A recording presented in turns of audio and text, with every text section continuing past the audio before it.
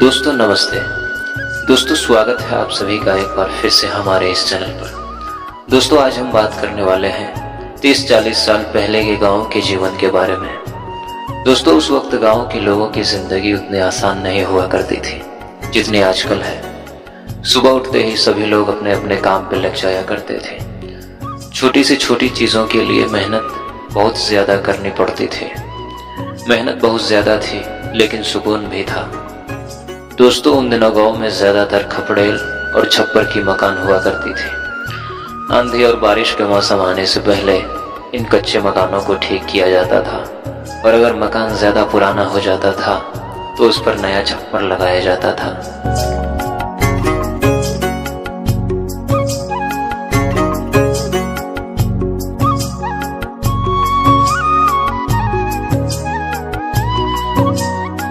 और दोस्तों उन दिनों खेती का सारा काम बैलों के द्वारा ही किया जाता था।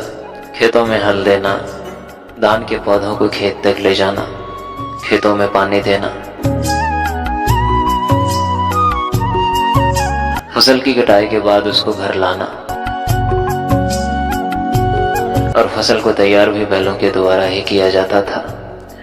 खेती के अलावा कहीं जाने आने के लिए बैलगाड़ी और शादी में बारात भी बैलगाड़ी से ही जाया करते थे। और दोस्तों उस समय गन्ने का रस भी बैलों के द्वारा ही निकाला जाता था।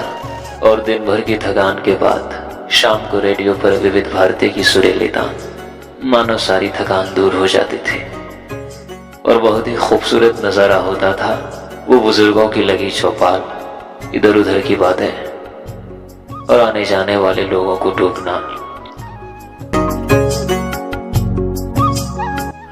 और चारा मशीन से घास को काटकर पशुओं को बड़े ही प्यार से खिलाना और थोड़ी सी पानी निकालने के लिए मेहनत बहुत ज्यादा करना। और दोस्तों उस समय गांव में अनाज इसी में रखा जाता था। ये मिट्टी से बनाया जाता है, इसे डेहरी बोलते हैं। इसमें अनाज बहुत दिनों तक सुरक्षित रहता था। और गांव में नदी में नहाने का मजा ही कुछ और होता था। गर्मी के मौसम में एक भी दिन नदी में नहाए बगैर नहीं गुजरता था।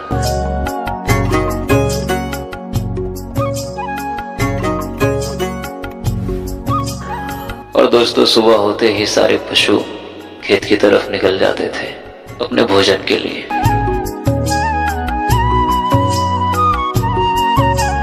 और दोस्तों रोज शाम के वक्त गांव में बाजार लगती थी। दिन भर काम करने के बाद लोग शाम को बाजार जाते थे सब्जियां खरीदने।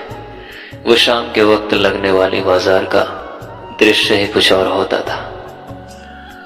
और दोस्तों ये छपरी का छोटा सा घर खेतों में बनाया जाता था ताकि यहाँ बैठकर सभी किसान अपने अपने खेतों की देखभाल कर सके। खुले मैदान में ठंडी हवाओं के बीच यहाँ बैठने का मजा ही कुछ और होता था। और दोस्तों कुछ इस तरह की हुआ करती थी पहले गाँव का रसोई घर, जो पूरी तरह से मिट्टी की बनी होती थी और बड़े बड़े चूल्हे को भी मिट्टी से बनाया जाता था। और दोस्तों इसे हंसिया बोलते हैं। गाँव में सब्जियों को काटने के लिए इसी का प्रयोग किया जाता है। और दोस्तों गेहूं की फसल की तैयारी के बाद जो भूसा निकलता था उसको ऐसे ही भूसा घर में स्टोर किया जाता था गाय बैल और भैंसों को खिलाने के लिए। और दोस्तों गांव में जब भी कोई त्योहार आता था तो उसके पहले घर की सफाई की जाती थी और गीली मिट्टी से घर आंगन और घर की दीवार हर जगह पुताई की जाती थी। और पुताई के बाद घर आंगन सुंदर लगने लगता था।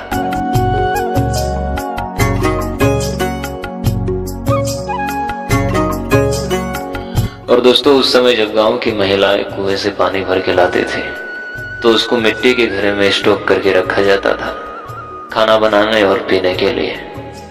और दोस्तों जब कुएं में बाल्टी गिर जाती थी तो उसको इसी कांटे से निकाला जाता था। इसको हर जगह अलग अलग नाम से जाना जाता है। आप लोगों के यहाँ इसे क्या बोला जाता है कमेंट में ज़रूर बताना। तो दोस्तों आज के लिए बस इतना ही। और दोस्तों वीडियो को बनाने में बहुत ही मेहनत लगती है।